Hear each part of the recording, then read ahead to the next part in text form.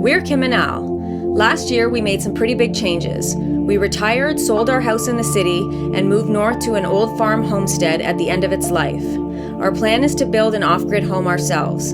This year, with our solar and septic systems completed, as well as basic four-season shelter, we're ready to take on the challenge of building our forever home. We're excited to share our experience as we continue to create this new life on the North River.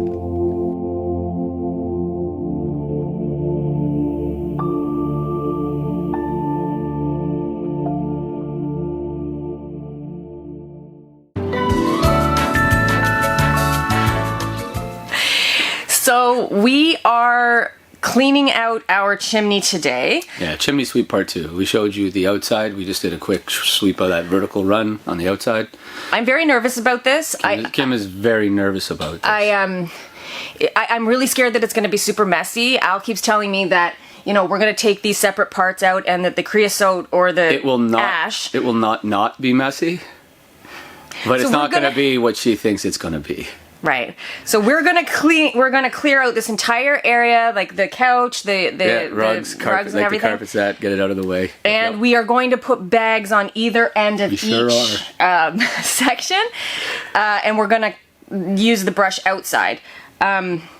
I don't know really what to expect. Like, I understand, like, well, here's what I understand. What I don't know, as I always say, fills libraries. The vertical pipe on the outside that goes up and down, that is double insulated, but it is outside. So if the pipe is cold, then each time you start your fire, when the smoke goes through, it can condense until the pipe warms up enough that that you don't get that creosote condensing and accumulating, like coating the pipe.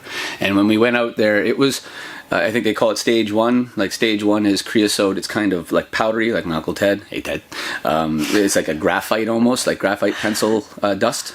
And that's what we had, that with a little bit of cornflakes in that, but nothing that, like, I didn't even really have to sweep with any effort. I just plunged it up and pulled it down, and that was the end of it.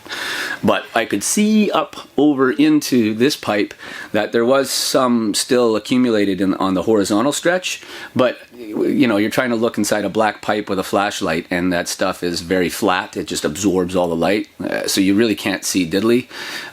So I don't know if it only goes in a little bit, or if that same kind of crusty stuff, it goes the entire horizontal length of the pipe. So what we have going for us is that our flue is basically that outside chimney plus 3 telescopic pieces of double wall pipe.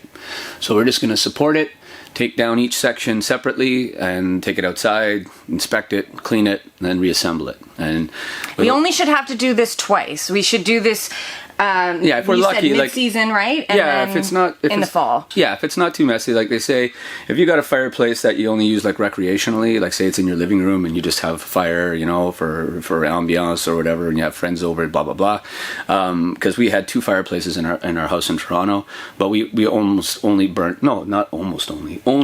those party logs, which apparently burn really clean and tend not to deposit much creosote in the first place. But this is also our primary source of heat, so we're using it all the time. Yes. So what I was going to say is, if you burn party logs or you just burn infrequently, you get your chimney swept once a year, whether you need it or not. And sometimes you might not even need it, to be truthful.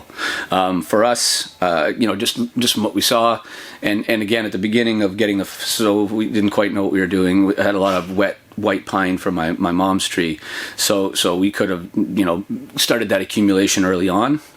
But like Kim said, likely it'll be clean it in the fall before the season starts, before we need the stove, and then probably once in the middle of the winter like we're about to do, and then that should be good to go. So a little advice, like, just again, we did what we did because we designed the outside of the house. Like, I drew it all up, and I never planned the whole thing, including where the chimney pipe would go. So when we got the stove, like we mentioned in that video, we dollied it around the room trying to figure out the best place for it, and in the end there was really, everything had a bit of a compromise, and what we ended up with is having this slightly horizontal run. And so that's what we're going to have to live with and deal with. But my advice to anybody else that's doing this, your best bet is always, like, if you can go straight up and straight out the roof, do that. right? We didn't want to do that because our roof is very flat and we don't want to punch any holes through it because that's just asking for problems. Yeah, we don't want leaking. Yeah, so we figured the best bet was to go out on the wall that I had made. You know, there's no overhang on this western wall. We did that intentionally so that I could get that kit that goes straight up the side and not have to perforate or go around anything. So again, if I were you or if I was me and I went back in a time machine, I would plan things so that I could go straight up and out, or at the very worst, just a quick little bend out the wall and then up. Yeah. And the thing is too, once this becomes Al's shop, you know, years from now, it's not going to be as big of a deal because this is going to be a messier area in general, and it'll just be nice that he's got a wood stove in here to keep him warm. And who cares? Like when I have to sweep it, just dust on the ground and then, you know, vacuum it up and call it a day. So it's just more for us right now living here. So, yeah, here we go. Here we go.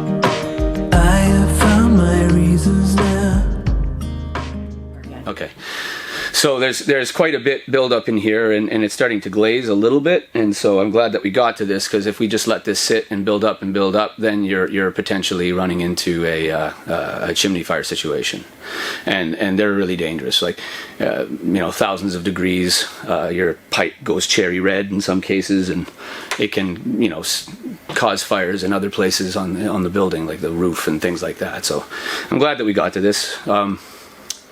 And like I say, we'll check it out in the spring too and see if, you know, using better wood in that, and now that we've got a hang of how to burn proper fires in the stove, if we still have the same level of buildup or not. Keep my burdens left behind. I did not know what it would bring. Now I'm capable of everything.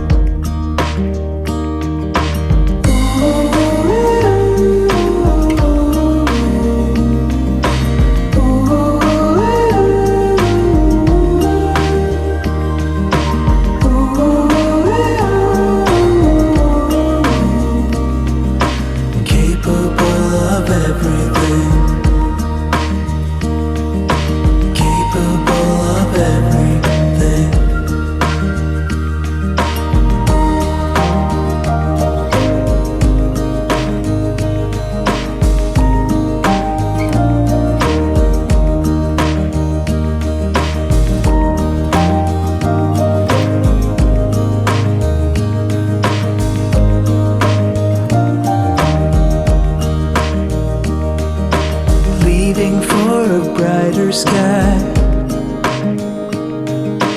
where my soul is harmonized. Don't know why I couldn't see that I'm capable of everything.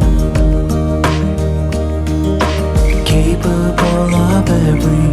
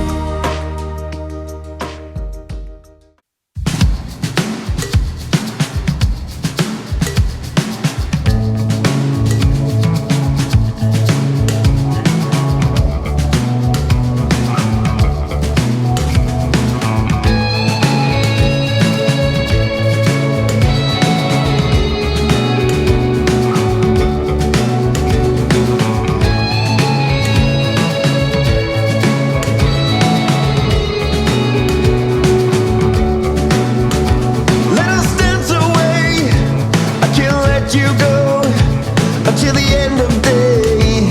Just letting you know, we let water flow.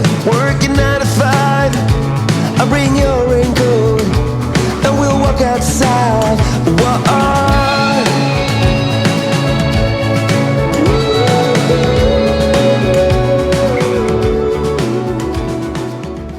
Welcome back.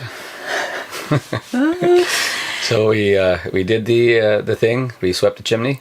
It was less messy than I think both of us anticipated. Yeah. Outside was a dust bowl, but and we just we got a lot of the ash and soot and stuff on the snow, and then we just kind of shoveled that snow and chucked it over into the bush. Well, and also, it's 4 degrees today, which is crazy because it's been like really, really, really cold here. And but apparently there's a... It's going away. Yeah, it's coming right back down again. So there is a storm coming, so hopefully that'll all get covered up. And is that coming our way too? I think so, yeah. Nice. Yeah. Some neige. So, a little neige.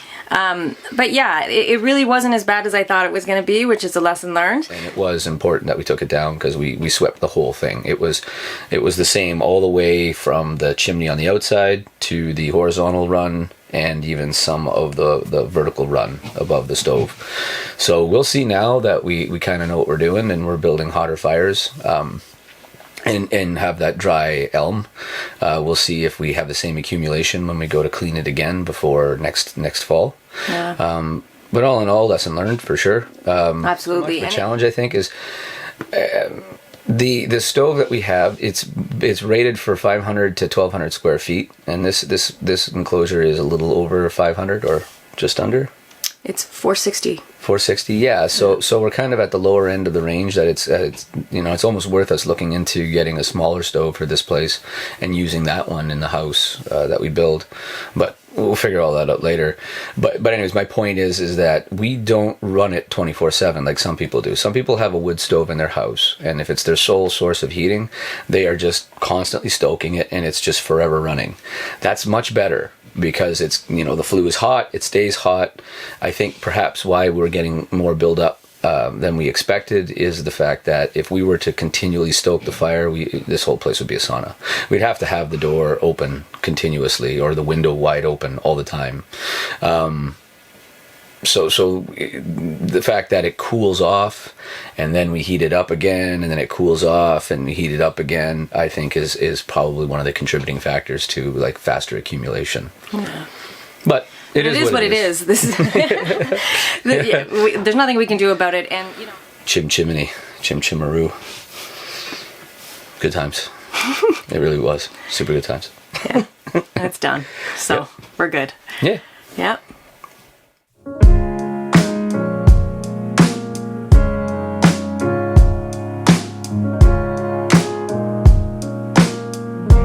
Hi folks, welcome to hole 2.0.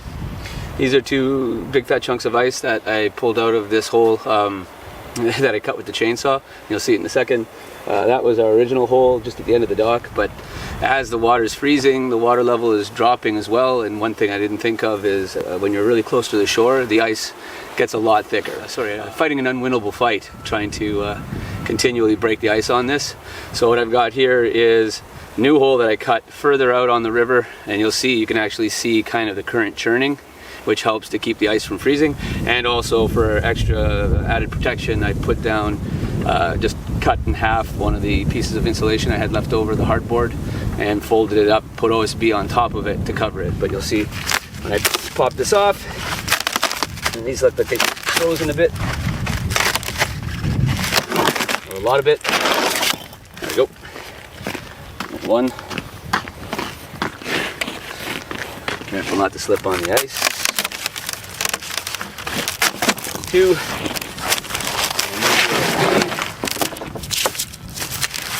And then lift the phone. And now look, poof. It's -7 out today and it's not frozen. That makes me really happy. And the temperature is really going to drop, so that will be the test to see if this stays open underneath the insulation on the board. But you can see, if you look close, the ice is about, I'd say about 10 inches thick now.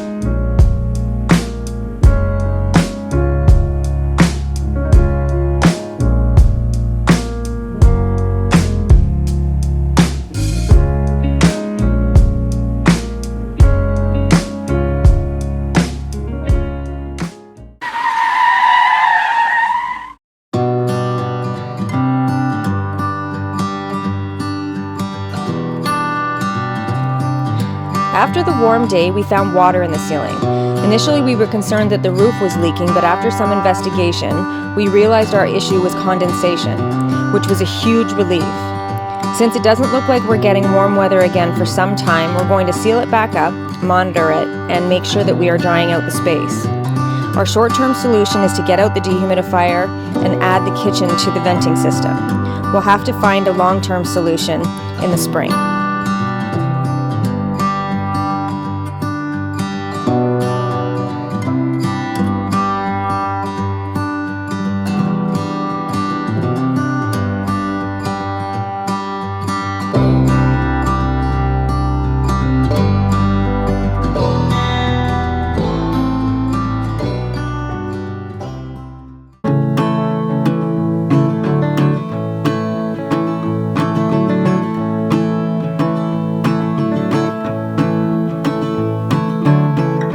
Sometimes what you want ain't what you need.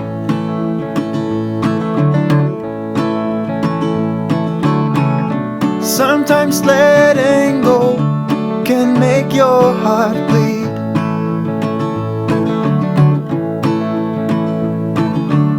Sometimes the road ahead seems dark as night.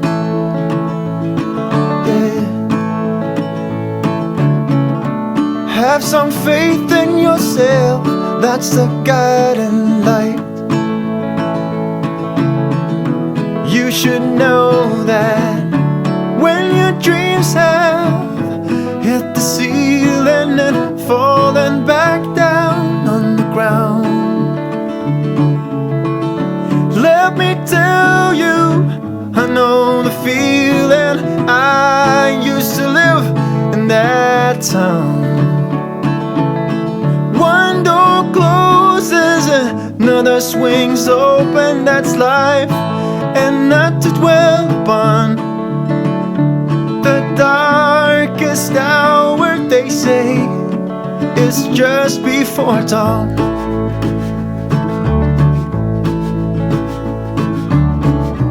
You might take a fall, but you can bounce right back.